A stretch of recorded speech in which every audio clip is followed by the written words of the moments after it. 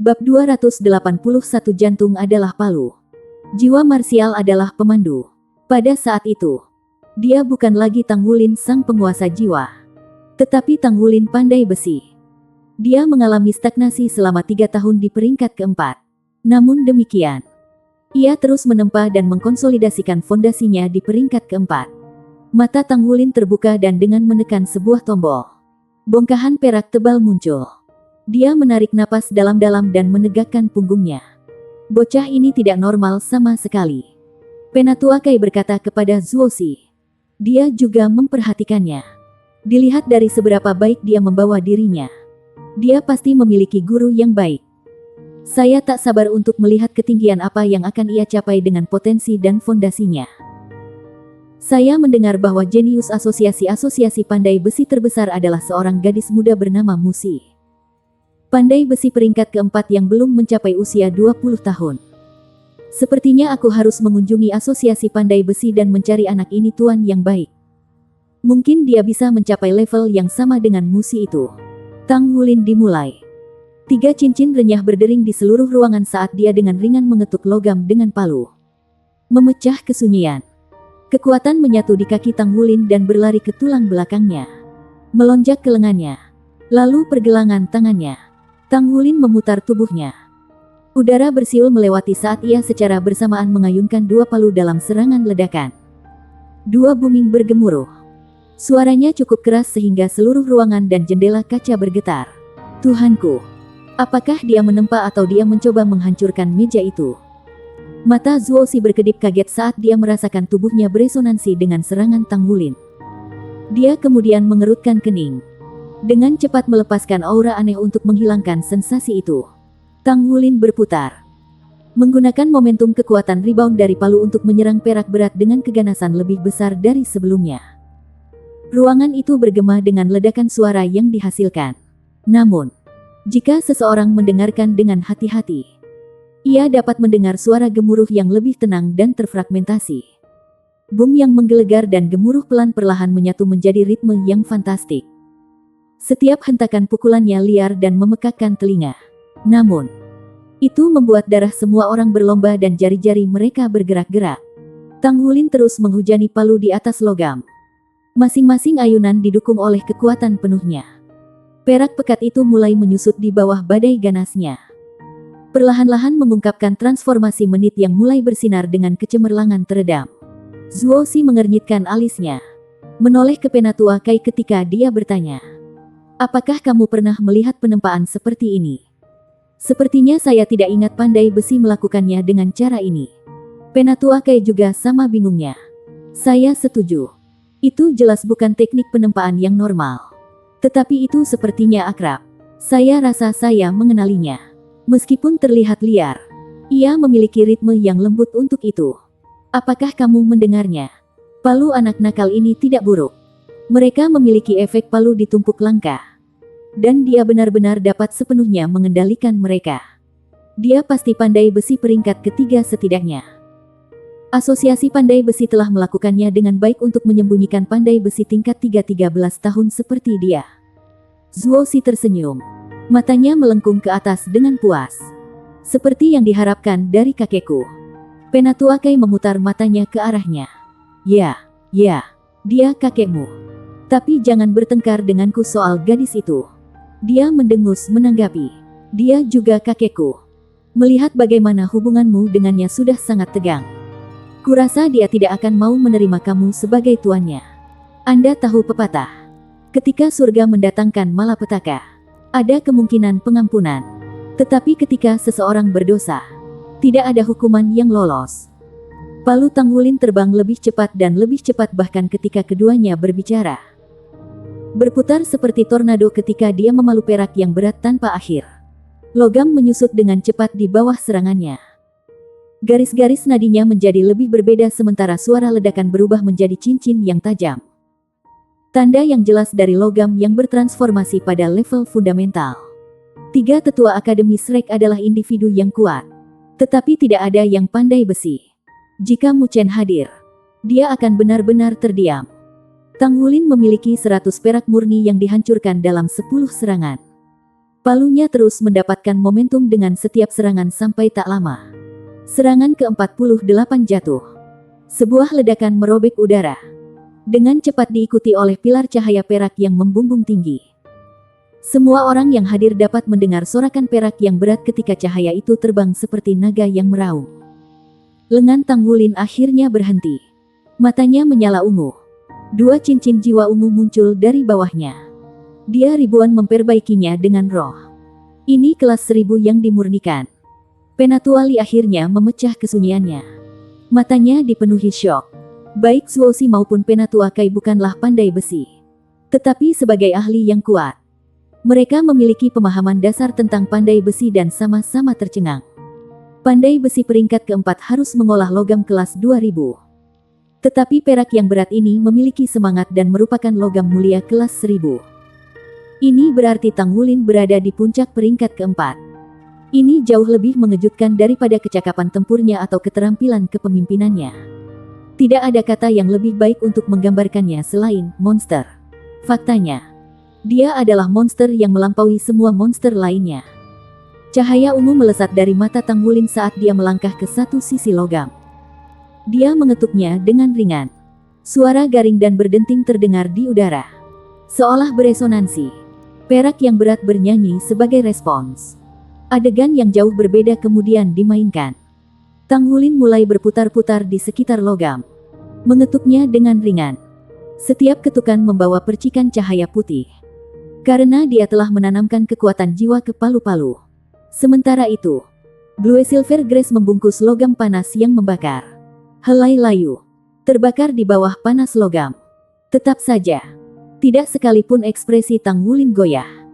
Dia terus melingkari logam sambil mengetuknya dengan lembut. Kalian berdua telah mengacaukan hal-hal. Penatuali mendesah saat dia melirik Zuozi. Zuozi melihat ke atas. Maksud kamu apa? Penatuali menggelengkan kepalanya dan menjelaskan dengan sungguh-sungguh. Saya berani mengatakan bahwa anak ini adalah jenius pandai besi terbesar dalam sejarah dunia. Pada usia 13 tahun, dia sudah berada di puncak peringkat keempat. Ini tidak pernah terdengar. Tapi, bocah ini sebenarnya mencoba untuk memperbaiki semangat. Pemurnian roh jauh berbeda dari ribuan pemurnian karena seseorang harus memasukkan kehidupan ke dalam logam menggunakan jiwa bela diri seseorang sebagai jembatan. Ketika logam memiliki roh, itu tidak lebih dari 1000 tingkat pertama yang dimurnikan. Tetapi, jika ia memiliki semangat dan kehidupan, maka segala sesuatunya benar-benar berbeda. Ini tidak mungkin dicapai kecuali pandai besi memiliki kekuatan jiwa yang cukup.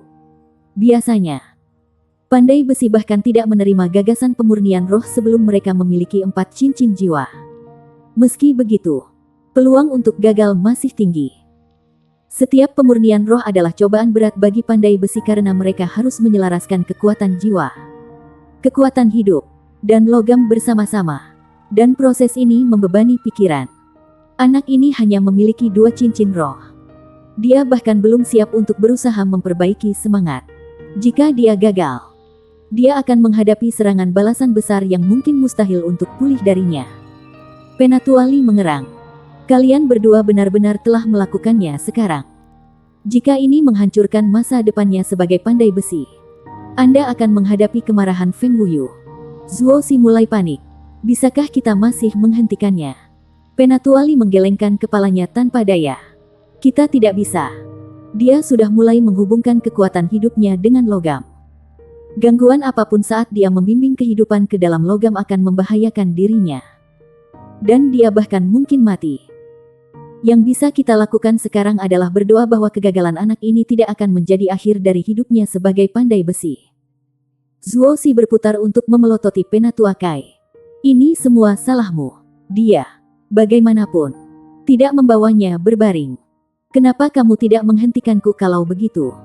Bagaimana aku bisa tahu pandai besi begitu aneh? Atau bocah ini adalah monster yang bisa mencoba peringkat 5 sekarang? Tang Wulin tidak menyadari diskusi ketiga tetua ini. Tenggelam dalam dunianya sendiri. Metal mendapatkan percikan kecerdasan dari roh setelah ribuan disempurnakan. Dan itu adalah tugas jiwa bela diri untuk mengipasi itu. Menjembatani kesenjangan antara itu dan kehidupan. Hati sebagai palu. Jiwa bela diri sebagai penuntun. Pikiran mereka menjadi satu dari 10.000 penyempurnaan kehidupan. Ini adalah spirit refinement. Bab 282 Satu langkah ke surga. 10.000 penyempurnaan kehidupan. Perbedaan antara roh dan ribuan penyulingan sama besarnya seperti siang dan malam. Sama seperti kekuatan baju perang satu kata versus dua kata. Begitu roh halus, logam disublimasikan ke tingkat lain. Karena alasan inilah pandai besi peringkat kelima lebih jarang dan tidak ada pengrajin atau desainer misya yang lebih lemah dari peringkat yang sama. Untuk menembus peringkat kelima, Tang Wulin hanya perlu untuk berhasil memperbaiki semangat sekali. Ini dianggap sebagai tonggak utama bagi pandai besi manapun. 3 tahun yang lalu, Mang Tian telah mencoba ini.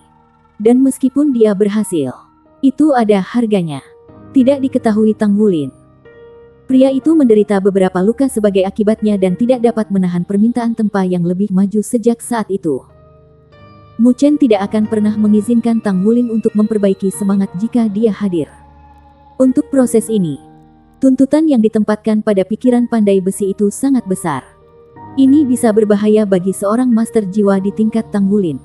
Untungnya, Tang Wulin bukan pandai besi biasa.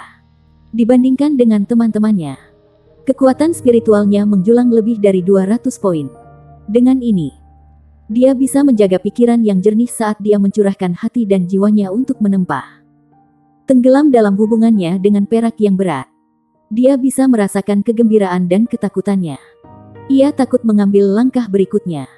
Tetapi Tang Wulin membujuknya. 1 langkah ke surga. 10.000 perbaikan hidup. 10.000 perbaikan kehidupan adalah untuk terus terhubung dengan logam. Setiap keran menjaga semangat logam. Menuangkan kekuatan jiwa ke dalamnya untuk mendapatkan kehidupan. Menumbuhkan kecerdasan dalam logam mirip dengan jiwa binatang.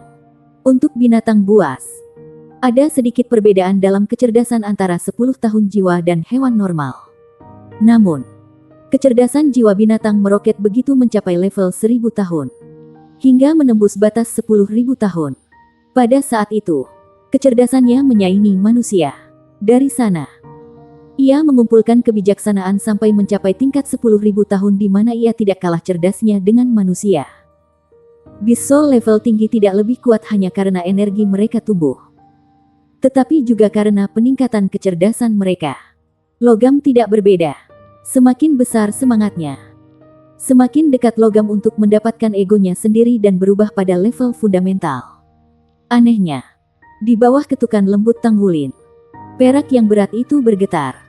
Setiap keran membujuk ledakan cahaya. Pola awan berputar mendorong jalannya menjadi ada di permukaan logam. Saat bagian terbesarnya menyusut, perak itu semakin terang. Ini menandakan hubungan spiritual yang sukses antara Tang Wulin dan perak berat. Mengisyaratkan proses yang lancar sampai akhir. Sekarang adalah masalah mempertahankan hubungan ini dan memimpin perak yang berat untuk mengubah dan menyelesaikan penyempurnaannya.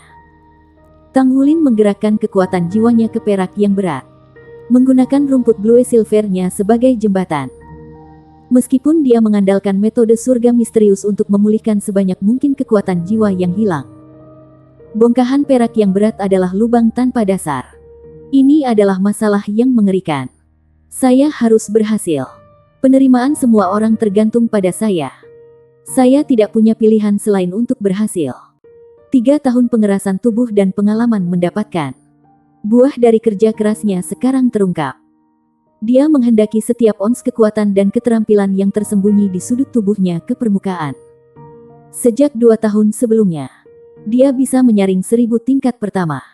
Karena ketekunannya, Tang Wulin tidak membodohi sedikit pun. Berusaha untuk memperbaiki fondasinya.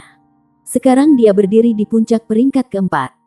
Dia hanya kekurangan kekuatan jiwa yang diperlukan untuk mengambil langkah selanjutnya. Kalau tidak, dia sudah lama berusaha untuk memperbaiki semangat. Dengan kekuatan penuhnya yang terbuka, setiap pukulan dari palunya mengubah perak yang lebih berat dari sebelumnya. Hubungannya dengan logam mendorongnya ke ketinggian baru. Dia kemungkinan akan berhasil jika ini terus berlanjut.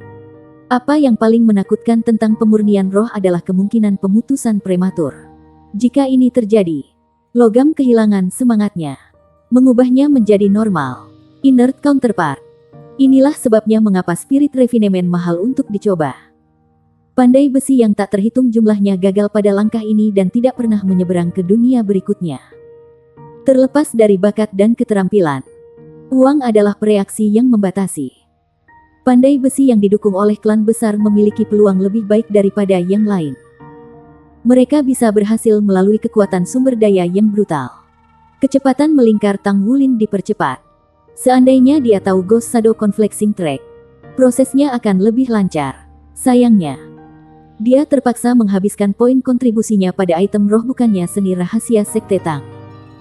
Saat cahaya perak berkembang dan perak yang berat menyusut, palu Tang Wulin beresonansi dengan gumpalan perak dan memancarkan rona cahaya yang serupa. Vena merah tua merangkak di atas permukaan palu, tanda pengorbanan darahnya. Kedua palu ini selalu menemaninya dalam beberapa tahun terakhir. Alat bantu untuk ribuan karya sulungnya kelas 1 yang tak terhitung banyaknya. Setelah dia melakukan pengorbanan darah, dia mendorong pertumbuhan palu ke titik di mana mereka sekarang kelas 1000 halus. Saat palu memukul perak yang berat secara bersamaan, koneksi aneh terbuka di antara mereka. Di bawah pemeriksaan yang cermat, orang akan melihat ukuran palu Tang Wulin yang menyusut. Mereka juga tumbuh lebih kecil dan lebih cerah dengan setiap serangan. Konsumsi kekuatan jiwanya terlalu tinggi. 10 menit telah berlalu dan dia mendekati batas kemampuannya. Saat dia kehabisan, hubungannya dengan perak yang berat akan terputus. Meskipun permulaan yang mulus, koneksi itu rapuh dan bisa pecah kapan saja. Setelah pemurnian roh gagal, bongkahan perak yang berat ini akan menjadi tidak berguna dan rohnya akan mencoba untuk melahap pandai besi dalam kemarahannya. Bahkan pandai besi 4 cincin akan membutuhkan waktu lama untuk pulih dari serangan balik. Belum lagi Tang Wulin yang memiliki 2 cincin. Mungkin dia tidak akan pernah bisa pulih dari kemunduran seperti itu.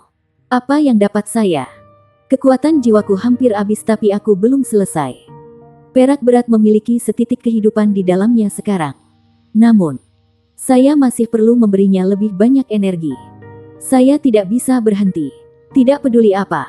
Saya tidak bisa berhenti. Mengencangkan tekadnya. Langkah Tang Wulin berikutnya membuat semua orang tercengang. Dia memegang kedua palu di tangan kirinya. Meraih ingot dengan yang gratis. Tidak sekalipun hentakan berhenti. Ketika kulitnya bertemu dengan perak tebal, asap putih tebal yang dilepaskan dari permukaan logam. Desis keras menembus udara. Tangannya mengejang karena sulur-sulur rasa sakit yang tajam. Suhunya cukup untuk mencairkan tangan seseorang. Tapi Tang Wulin terhindar dari nasib ini. Selain beberapa gumpalan asap yang naik dari telapak tangannya, tidak ada yang tampak luar biasa. Dia memanggil kembali Blue Silver Grace-nya demi cincin jiwa emasnya. Sisik emas muncul di lengannya. Dengan tekad bulat, Tang Wulin menekan belati rasa sakit yang menusuk ke tubuhnya. Butiran-butiran keringat menetes di dahinya karena gelombang demi gelombang diabaikan. Kekuatan jiwanya menipis oleh yang kedua. Dia memegang koneksi. Meskipun esensi darah menggantikan kekuatan jiwa sebagai jembatan, Tang Wulin berteriak dengan tekad. Pakaiannya hancur berkeping-keping, menampakkan tubuh kurus dan kasar. Sisik keemasan meliuk-liuk di tubuh dan lengannya yang kencang. Sisik-sisik itu bersinar dengan gemilang di bawah pengaruh tubuh naga emas. Kabut emas naik dari sisik-sisik, membungkus bongkahan perak yang berat. Ini mendorongnya untuk mengitari massa logam sekali lagi. Memukul sisi-sisinya dengan 2 palu di tangan kirinya sepanjang waktu. Bab 283 Roh Halus. Saat Tang Wulin beralih ke jembatan esensi darah, dia merasakan kehidupan perak yang berat berkurang dan jantungnya hampir melompat keluar dari tenggorokannya. Namun, sebelum sisik muncul dari lengannya, esensi darahnya menyulut dan mengalir ke perak, memberi makan kekuatan hidup yang diperlukan untuk menstabilkan. Dengan esensi darah mengalir ke dalamnya, perak yang berat memperoleh kilau emas yang samar. Kilau merah tua menyatu dengan cahaya peraknya juga. Dia mengganti kekuatan jiwa dengan esensi darah. Ketika ketiga tetua itu saling memandang, kegelisahan mengganggu ekspresi mereka. Namun, mata Tang Wulin berkilau. Aku bisa melakukan ini. Aku bisa mengganti kekuatan jiwaku dengan esensi darah untuk memperbaiki semangat. Alih-alih tidak menyadari suhu panas perak itu, Ia memilih untuk tidak memanggil timbangannya sebelumnya dan membiarkan tangannya terbakar. Esensi darah merembes keluar dari celah di antara sisik-sisiknya. Perak yang berat berdeguk saat meminumnya. Anehnya, ketika palunya melambat, sebagian dari perak yang berat itu akan terpisah dan melekat pada palunya saat kontak. Adegan ini membingungkan Tang Wulin sendiri. Namun, dia tidak peduli. Palunya bersorak dengan setiap serangan terhadap perak yang berat. Dan dengan koneksi esensi darahnya, sensasinya sangat jernih. Ini adalah efek dasar pengorbanan darah. Karena palu-palunya memiliki kualitas tertinggi dan telah mengalami pengorbanan darah. Dan dia saat ini menuangkan esensi darahnya ke perak yang berat. Mereka dapat berubah ke tingkat berikutnya. Potongan perak berat tumbuh lebih kecil dan tangan kanan Tang Wulin turun lebih rendah dengan setiap serangan. Sementara itu, palu mendapatkan lapisan emas yang samar. Pola awan mengalami metamorfosis. Sekarang menyerupai naga ganas memamerkan taringnya. Perak yang berat menyerap esensi darahnya lebih cepat daripada kekuatan jiwanya. Kelelahan menembus ke tulangnya. Saya harus bertahan. Saya harus. Dia bertekad untuk menciptakan keajaiban. Melodi yang luar biasa terdengar di udara. Ditimbulkan oleh dentingan logam. Pada saat ini, semua orang pada malam menyaksikan keajaiban. Cahaya perak melemah. Emas menempel pada palu Tang Wulin.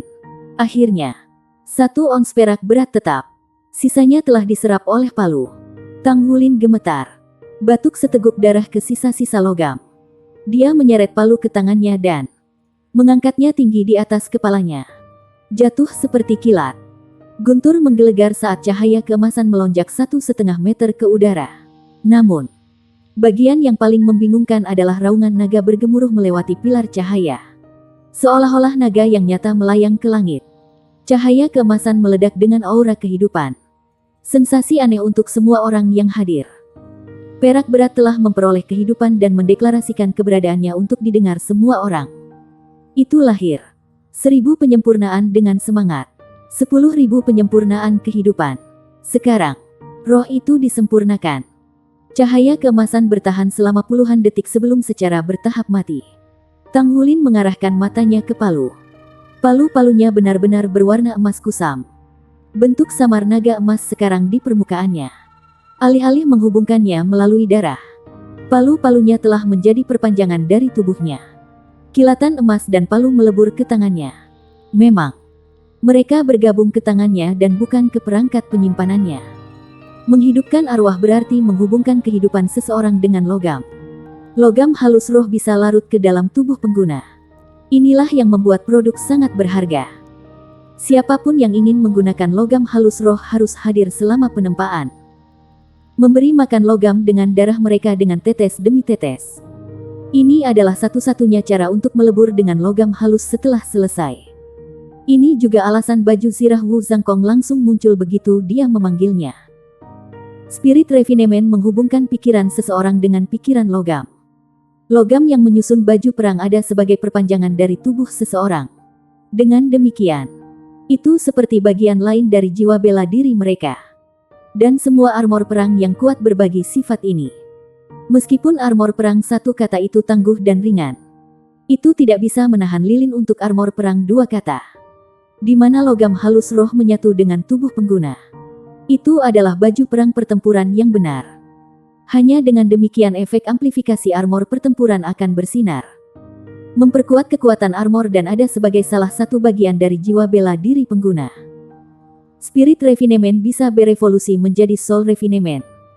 Tetapi Tousan refinement tidak bisa berevolusi menjadi spirit refinement. Ini adalah celah yang tidak bisa dijembatani antara armor pertempuran satu kata dan dua kata. Memiliki armor perang dua kata memberi seseorang kekuatan yang mengesankan dari armor master pertempuran. Begitu palu menyatu ke dalam tubuhnya, Tang Wulin kehilangan semua kekuatan dan jatuh ke belakang. Lurus seperti batang baja.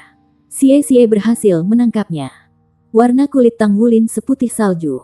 Napasnya lemah. Setelah menghabiskan kekuatan jiwanya dan esensi darahnya, dia pingsan. Penatua Kai dan Zuo Si berbagi pandangan. Mulut terbuka. Dia berhasil. Zuo Si menganga. Dia berhasil, dia benar-benar berhasil dalam pemurnian roh. Dia pandai besi peringkat 15 berusia 13 tahun. Pandai besi master. Masih bisakah dia disebut monster belaka? Bahkan Shrek Academy akan berebut untuk merekrutnya. Dia pasti seorang pandai besi ilahi di masa depan. Di seluruh Douluo benua, hanya ada satu pengrajin ilahi. Karena ini, armor perang paling kuat di Akademi Shrek hanya 3 kata. Hanya pengrajin ilahi yang bisa menciptakan yang bisa membuat armor pertempuran 4 kata. Jika Shrek Academy dapat mengangkatnya menjadi Divine Blacksmith, maka semua master armor tempur 3 kata kami akan bisa mendapatkan peningkatan. Pikiran itu menyalurkan segala macam kegembiraan melalui pembuluh darah Zuozi. Dan dia menelan ludah. Dia bergegas menuju Xie dan mengambil Tang Wulin ke dalam pelukannya. Kehabisan energi. Tang Wulin tertidur lelap. Mata tertutup rapat. Xie membalikkan pandangannya pada Zuozi. Grand Teacher. Apa kita sudah selesai dengan ujian sekarang? Zuozi mengangguk. Matanya bersinar terang seperti bintang-bintang dan pada detik berikutnya, dia membungkus Xie dengan lampu merah. Mengantarkannya ke samping. Aura merah di sekitar Zuozi tampak hampir jasmani. Memiliki kilau seperti batu giok merah. Aura menjulang di atas semua orang yang hadir. Membebani mereka. Kemudian, itu mengangkat Tang Wulin ke udara. Mata Zuozi menyala merah ketika cahaya merah di sekitarnya melepaskan suara naga. Kemerahan mengental. Raungan menjadi lebih jelas. Perubahan yang terjadi pada Tang Wulin. Garis-garis emas menutupi tubuhnya seperti pembuluh darah darurat. Seolah-olah kelahiran mereka dihasut oleh cahaya merah. Dibandingkan dengan sebelumnya, garis-garis ini jauh lebih redup.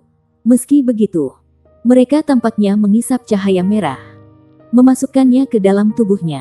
Wah! Meskipun terkejut, Zuozi tidak menghentikan transmisi aura Crimson. Itu terus mengalir ke tubuh Tang Wulin.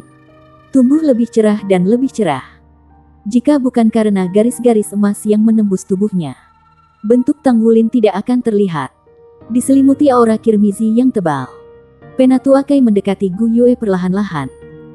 Tinju terakhir mengepal dan bernafas tertahan saat dia mengambil keadaan yang tidak biasa Tang Wulin. Dia tidak memperhatikan pendekatan Penatua Kai. Jangan berpikir bahwa kamu sudah selesai dengan tes sekarang setelah kamu lulus. Jika Anda tidak bertarung dengan Master Armor pada usia 20, Anda bisa melupakan memasuki pelataran dalam. Penatua Kai mendengus lalu pergi. Gu Yue menutup telinga dengan kata-kata wanita tua itu. Mencengkeram pandangan terowongan ke arah Tang Wulin. Wajah dipenuhi dengan kekhawatiran dan sakit hati. Penatua Li memeriksa ketiga siswa itu. Pandangannya tertuju pada Su Xiaoyan selama 1 detik. Sambil tersenyum, dia keluar dari daerah itu. Lengan terlipat di belakangnya. Bab 284 Pengrajin Ahli. Saat Tang Wulin menyerap cahaya merah, pembuluh darah keemasan yang menyelinap di kulitnya semakin terasa. Dalam sekejap mata, sisik emas berdesir di lengan kanannya. Esensi darahnya semakin kuat. Cahaya menghilang dari mata Zuozi dan dia mengarahkan tubuh Tang Wulin ke lantai. Jari menarik aura merah dengan ikal. Namun, sesuatu yang luar biasa terjadi. Ketika cahaya bersiap untuk meninggalkan tubuh Tang Wulin, pola keemasan di kulitnya mengeluarkan raungan naga. Mengisap kembali cahaya merah. Tidak membiarkannya pergi. Zuozi bingung karena akalnya. Dia melambaikan tangannya, memutuskan koneksi aura ke Tang Wulin. Hanya menyisakan sedikit cahaya merah untuk tubuh Tang Wulin untuk melahapnya. Setelah sebagian besar cahaya merah diserap, Tang Wulin menjadi terlihat. Garis-garis emas yang memetakan tubuhnya menyeruput sisa-sisa aura. Ini. Ketiganya dari kelas 0 ternganga ketika mereka melihat pemandangan aneh. Tapi Shen Yi tahu persis apa yang terjadi. Tanpa ragu, Tang Wulin melahap kekuatan jiwa Zuozi. Mengingat tingkat kultivasi Zuozi, jelas kekuatan jiwanya akan sangat padat. Namun seorang anak dengan hanya 2 cincin jiwa melahapnya. Ini berarti jiwa bela diri Tang Wulin menahan Zuozi. Bagaimana ini mungkin? Jiwa bela diri guru adalah naga giok merah. Itu bukan naga kelas 2. Itu adalah jiwa bela diri tertinggi yang memiliki garis keturunan naga sejati. Zuozi mengulurkan jarinya dan menusuk Tang Wulin dengan seberkas merah. Sebuah erangan dilepaskan dari bibir Tang Wulin. Dan perlahan-lahan dia membuka matanya. Tang Wulin merasa nyaman. Sesuatu yang sudah lama tidak dialaminya. Dia kurang lemah dari sebelumnya dan kekuatan jiwanya dipenuhi sampai penuh. Segera esensi darahnya akan mencapai tingkat normal melalui bantuan sirkulasi kekuatan jiwa. Dia duduk, menggosok kepalanya. Pucatnya membuat salju kehilangan uangnya. Setelah kehilangan begitu banyak darah. Tetapi pada akhirnya, dia berhasil. Grand Teacher. Tang Wulin bangkit dan memberi hormat. Zuo Si memasang ekspresi lembut. Kalian berempat, ikuti aku. Dia berbalik dan melangkah pergi. Gu Yue berlari ke sisi Tang Wulin dalam upaya untuk menenangkannya. Apakah kamu baik-baik saja? Tanyanya pelan. Tang Wulin mengangguk. Senyum masam di bibirnya. Jangan khawatir. Aku baik-baik saja. Dia menghela napas lega. Mengapa kamu melakukan sesuatu yang sangat berisiko? Apakah Anda tahu seberapa besar bahaya yang Anda alami sekarang? Jika Anda telah overdraft energi Anda lagi, Anda mungkin mengalami cedera permanen. Tang Wulin memilih untuk tersenyum lemah lembut. Tidak sepatah kata pun keluar dari mulutnya. Anggota kelas 0 mengikuti Zuo Si dan Shen Yi keluar dari ruangan. Meskipun Zuo Si terlihat berjalan perlahan, mereka harus menggunakan kekuatan jiwa mereka untuk mengikutinya. Kemana kita akan pergi? Tang Wulin merenungkan semangat pemurnian saat ia mengikuti di belakang Zuo Si. Dia mendapat untung dari bencana kali ini. Entah bagaimana, dia bisa berhasil dan berhasil meskipun belum memiliki cincin jiwa ketiganya. Dia tidak pernah berharap untuk menang. Tetapi semata-mata karena kebetulan. Palu-palunya juga terbuat dari perak berat dan dikorbankan demi darah. Memungkinkan mereka menyerap logam yang telah dia tempah. Tang Wulin mengamati tangannya. Dia bisa merasakan hubungan darah antara dia dan palu. Biasanya, ribuan logam olahan tidak bisa berevolusi dan menjadi halus. Namun, keadaan saat ini terlalu abnormal. Bahkan, keajaiban telah terjadi. Difasilitasi oleh darahnya yang mengorbankan palu dan esensi darah. Meskipun dia tidak punya waktu untuk memeriksa palu saat ini, dia berharap mereka tidak ada bandingannya sebelumnya. Dia telah memberi mereka beberapa kekuatan hidupnya. Dan pada gilirannya, mereka menjadi perpanjangan dari keberadaannya. Itu adalah sensasi mistis. Dia juga merasakan kekuatan jiwanya menguat dan lebih harmonis dengan esensi darahnya setelah berhasil memurnikan roh. Pada kenyataannya, kekuatan jiwanya tidak ada di dekat level yang diperlukan untuk memurnikan roh. Esensi darahnya membantunya menebus kekurangan kekuatan jiwanya. Karena esensi darah Tang Wulin membawa energi Raja Naga Emas. Itu dapat dianggap sebagai sumber energi yang tidak konvensional baginya. Dia bisa menggunakan energi ini untuk meningkatkan kemampuan tempurnya melalui tubuh naga emas. Keterampilan jiwa dari cincin jiwa emasnya.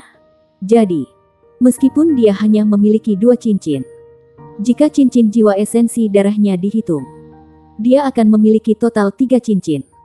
Untuk berhasil dalam pemurnian roh, pandai besi membutuhkan keyakinan. Dan itu hanya karena ia memiliki keyakinan yang kuat sehingga ia berhasil. Pemurnian roh pertama adalah yang paling penting bagi pandai besi. Upaya selanjutnya akan berjalan jauh lebih lancar. Tentu saja, Tang Wulin tidak berani mencobanya lagi sebelum dia mendapatkan cincin jiwa ketiganya. Bahaya memiliki basis budidaya yang tidak mencukupi menakutkan. Itu seperti yang dikatakan Gu Yue. Dia tidak bisa mengandalkan keberuntungannya. Jika dia telah melakukan overdraft energi lagi dan kerusakannya tidak dapat dipulihkan, gagal dalam persidangan akan menjadi masalah yang paling kecil. Namun, berhasil pada pemurnian roh berarti dia telah naik ke tingkat Master Craftsman.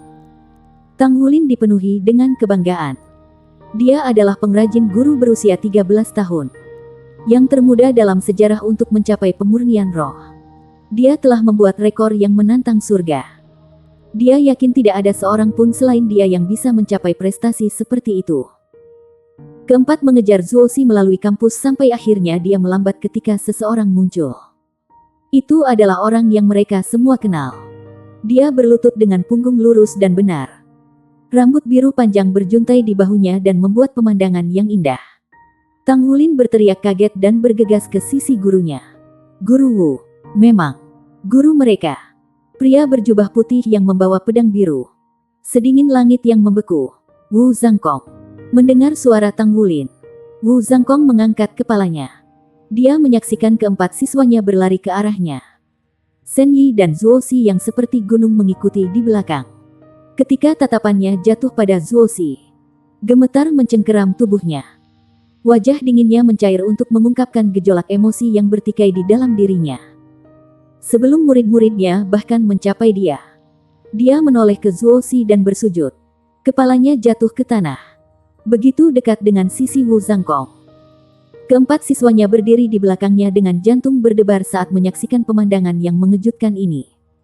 Tang Wulin berlutut di sebelah Wu Zhangkong, memberi hormat kepada Zuo Xi juga. Dia mungkin tidak menyadari keadaan di sekitar gurunya dan Zuo Xi. Tetapi dia cukup pintar untuk tahu apa yang harus dia lakukan. Pada contohnya, Xie, Su Xiaoyan dengan cepat berlutut, meninggalkan Gu Yue berdiri di belakang Tang Wulin. Daripada berlutut, dia duduk di samping Tang Wulin. Zuo Xi terputus-putus di pertengahan langkah. Dia tidak lagi mendekat dengan keganasan naga, tetapi ekspresinya tetap kaku. Beberapa langkah kemudian dan dia tepat di depan Wu Zhangkong. Berdiri. Terima kasih, Guru. Wu Zhangkong bertemu dengan tatapannya. Terkejut mewarnai matanya. Aku bukan gurumu. Saya tidak memiliki murid yang menyusahkan Anda, kata Zuo Xi dengan dingin. Wu Zhangkong menundukkan kepalanya dalam diam. Meskipun sesuatu yang tak terduga terjadi pada detik berikutnya. Tapi kakek buyut ini, aku akan mengenalinya. Mata Wu Zhangkong melebar dan dia bersujud sekali lagi. Terima kasih, Guru. Dia memahami gurunya lebih baik daripada orang lain. Zuo Xi keras kepala, keras, dan tidak kenal kompromi. Meskipun dia tidak secara eksplisit menyatakan dia memaafkan Wu Zhangkong, dia juga tidak mengesampingkan kemungkinan itu. Bab 285 Pulau Dewa Laut. Air mata mengalir di mata Wu Zhangkong ketika dia mengingat tahun-tahun yang dia habiskan di bawah guru yang ketat ini. Seorang guru adalah seorang ayah. Namun ikuti aku. Zuo Xi mengerutkan alisnya lalu berbalik dan memasuki pelataran dalam. Guru. Mendengar Wu Zhangkong memanggil, Zuo Xi berhenti bergerak. Saya salah. Tubuh besar Zuo Xi menjadi kaku sejenak sebelum dia terus berjalan. Kali ini bergerak lebih cepat. Wu Zhangkong tersandung saat dia berdiri. Kakinya mati rasa. Tang Wulin bergegas untuk mendukungnya dan membantunya masuk ke pelataran dalam. Rumput hijau yang ramah menutupi tanah pelataran dalam. Dan berbagai pohon dan semak meliputi daerah itu. Seperangkat patung agung berdiri agak lebih jauh.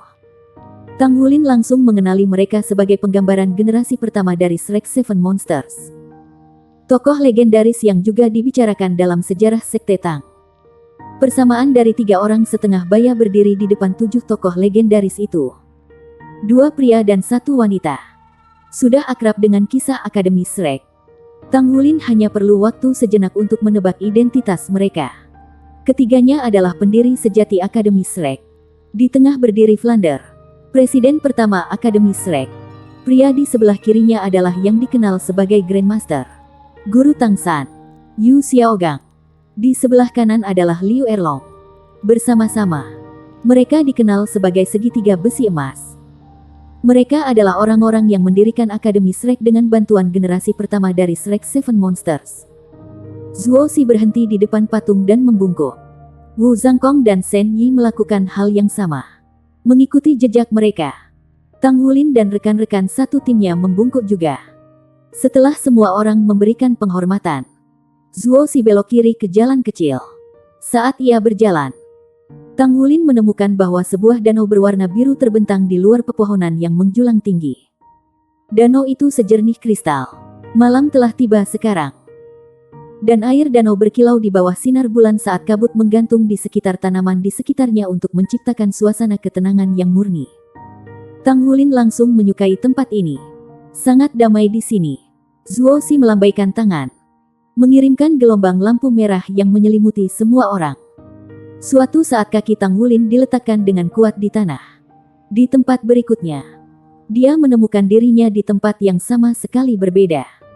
Semua orang sekarang berada di sebuah pulau kecil di tengah danau. Sebuah pulau. Mungkinkah ini Pulau Dewa Laut yang legendaris? Banyak rumor tentang Shrek Academy beredar di seluruh benua. Mereka termasuk bisikan tentang bagian terpenting dari Akademi Shrek. Serta intinya, Pulau Laut Dewa. Dikatakan bahwa Pulau Sigat berada di tengah-tengah Danau Sigat. Selain itu, satu tempat lain di Akademi Shrek disebut Sigat Pavilion. Semua keputusan paling penting Akademi Shrek dibuat di Pavilion Sigat. Dengan kata lain, apapun yang diputuskan akan mengirim gelombang ke seluruh benua. Tang Wulin bahkan tidak pernah berani membayangkan dia akan dapat mengunjungi Pulau Sigat begitu cepat. Pohon-pohon dan semak-semak Viridian tumbuh di mana-mana di pulau itu. Seolah-olah itu adalah hutan mini. Zuozi membawa mereka lebih jauh ke pulau itu. Setelah mendaki 2 bukit, mereka tiba di sebuah rumah kayu berlantai 2. Dia membuka pintu, dan cahaya hangat membanjiri dari dalam. Ini rumahnya. Wu Zhangkong berhenti di ambang pintu. Tatapan yang bertentangan di matanya. Sudah masuk, panggil Zuozi. Wu Zhangkong menarik napas dalam-dalam, menundukkan kepalanya, dan masuk. Keempat muridnya mengikuti di belakang. Rumah itu didekorasi secara sederhana. Semuanya dibuat dari kayu, termasuk kursi usang tempat Zuozi duduk. Shen Yi, besok, bawa anak-anak ini untuk didaftarkan. Tang Wulin mendapat skor penuh. Hitung poin untuk 3 lainnya seperti biasa. Zuozi mengalihkan pandangannya ke 4 siswa. Mulai saat ini dan seterusnya, kamu adalah siswa yang bekerja di lapangan luar. Ya. Shen Yi menanggapi dengan cepat. Apakah kamu akan pergi sekarang karena kamu telah membawa mereka ke sini? Zuozi melirik Wu Zhangkong. Saat itulah Wu Zhangkong berlutut. Aku tidak akan lari lagi, Guru, katanya. Bahkan jika saya harus bekerja paruh waktu, saya ingin tetap tinggal. Saya tidak akan lari. Satu-satunya permintaan saya adalah agar Anda mengizinkan saya merawat Anda. Saya mulai mengerti bahwa seseorang tidak dapat hidup untuk dirinya sendiri. Saya membuat kesalahan saat itu. Dan sekarang saya ingin menghabiskan sisa hidup saya menebusnya. Dia menundukkan kepalanya ke lantai. Bersujud. Tolong izinkan saya untuk tinggal, Guru. Sebelum kembali ke Akademi Shrek, Wu Zhangkong dengan keras kepala memegangi dendam masa lalunya. Namun, setelah tiba di tempat yang akrab ini, dendamnya hilang ketika dia melihat berapa umur gurunya. Zuozi tercengang. Dia tidak pernah berharap Wu Zhangkong mengatakan kata-kata seperti itu. Itu persis seperti yang dikatakan Penatua Kai. Suka guru, suka murid. Zuozi mengerti betapa keras kepala Wu Zhangkong. Dia baru saja menjemput Wu Zhangkong, seorang yatim piatu, saat jalan-jalan suatu hari. Karena Zuozi selalu mengejar puncak kekuatan, dia memiliki sangat sedikit murid, yang semuanya dia anggap anak-anaknya sendiri. Tapi di antara mereka semua, Wu Zhangkong tidak diragukan lagi adalah favoritnya. Hanya dia yang bisa menandingi keras kepala Zuozi. Dia bahkan mengincar puncak kekuatan juga. Namun terlepas dari sifatnya yang keras kepala, Wu Zhangkong dengan tulus mengakui kesalahannya. Tidak pernah dalam mimpi terliarnya Zuozi akan membayangkan ini. Wu Zhangkong yang dia tahu akan memilih mati daripada menurunkan kepalanya. Guru, Shen Yi menarik lengan baju Zuozi, memohon dengan matanya. Baik, kamu bisa tinggal, kata Zuozi acuh tak acuh. Aku butuh seseorang untuk membuat teh dan menjaga rumah tetap rapi. Terima kasih, Guru. Wu Zhangkong bersukacita. Keempat siswa diam-diam bertukar tahu. Meskipun mereka masih anak-anak dan tidak yakin apa yang terjadi antara guru dan kakek mereka, mereka cukup pintar untuk melihat bahwa Zuozi tegas dalam berbicara tetapi lembut hatinya. Diam-diam Tang Wulin memberi isyarat kepada teman-temannya dan mereka berempat dengan cepat berkata, "Terima kasih, Grand Teacher." Wu Zhangkong berdiri dan berjalan untuk berdiri di sisi Zuozi. Mata dinginnya telah mencair dan sekarang penuh semangat. Itu adalah pertama kalinya Tang Wulin melihat gurunya begitu bersemangat. Zuozi mengangguk, lalu memandang Tang Wulin. Kamu akan mengunjungiku seminggu sekali sehingga aku bisa memeriksamu. Tubuhmu sangat aneh. Terlepas dari kenyataan bahwa jiwa bela diri Anda hanya rumput blue silver, esensi darah Anda sangat kuat. Saya memperhatikan perubahan pada tubuh Anda saat Anda menempa dan saya yakin Anda tidak memiliki jiwa bela diri kedua. Kekuatan cincin jiwa emas itu tampaknya merupakan cincin jiwa khusus yang berasal dari darahmu. Saya pikir Anda agak mirip dengan saya. Setelah Anda menetap, datang mengunjungi saya minggu depan ketika Anda memiliki hari libur. Dan saya akan memeriksa tubuh Anda. Iya nih, terima kasih, Grand Teacher, kata Tang Wulin. Nyaris tidak bisa menahan kegembiraannya. Dia bisa dengan jelas mengatakan bahwa kakeknya ini adalah tokoh utama di Akademi Shrek. Zuo Xi mengalihkan pandangannya ke Su Xiaoyan. Xie Xie dan Gu Yue, kalian semua harus bekerja keras. Seperti yang Penatua Kai katakan, Anda akan menjadi siswa yang bekerja sejak Anda terlambat mengikuti ujian. Untuk memasuki pelan dalam, Anda harus menjadi Master Armor Pertempuran satu kata pada saat Anda menginjak usia 20. Anda masih memiliki jalan panjang dan 6 tahun lagi untuk melakukannya. Beristirahat di sini malam ini dan Shen Yi akan membawa Anda untuk menyelesaikan proses pendaftaran di pagi hari. Iya nih, terima kasih, Grand Teacher. Dari 4 siswa, Zuo Xi jelas menganggap Tang Wulin yang paling penting. Fakta yang bahkan membuat Xie Xie iri. Tetapi bagaimanapun juga, mereka telah berhasil. Mereka sekarang adalah siswa Akademi Shrek.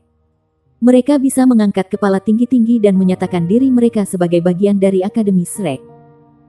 Adapun menjadi Master Armor Pertempuran satu kata sebelum mereka berusia 20, itu adalah tugas yang menakutkan. Menjadi Master Armor Pertempuran satu kata berarti memiliki setidaknya 5 cincin jiwa. Zuo Xi berbalik dan mulai menaiki tangga. Shen Yi menatap Wu Zhangkong dengan penuh arti. Saat itulah dia pergi dan membantu Zuo Xi menaiki tangga. Alih-alih berjuang bebas dari pelukan Wu Zhangkong, Zuo Xi hanya menerima bantuan. Setelah bertahun-tahun berpisah, masalah antara guru dan murid tampaknya telah diselesaikan. Melihat kakek dan gurunya telah pergi, Su Xiaoyan bergeser ke sisi Shen Yi dan bertanya, apa yang terjadi antara guru dan Grand Teacher? Apakah sesuatu terjadi di masa lalu? Shen Yi meliriknya. Itu hanya perbedaan keyakinan, jawabnya. Dalam arti tertentu, gurumu tidak salah. Namun, kakekmu juga tidak. Masalah di antara mereka muncul dari kombinasi berbagai faktor. Tetapi mereka telah menyelesaikan masalah sekarang. Jadi semuanya baik-baik saja. Ayo. Aku akan membawa kalian anak-anak ke tempat kamu bisa beristirahat. Saya ingin Anda tahu.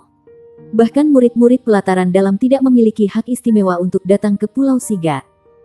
Anda harus menganggap diri Anda beruntung memiliki kesempatan ini. Bersambung.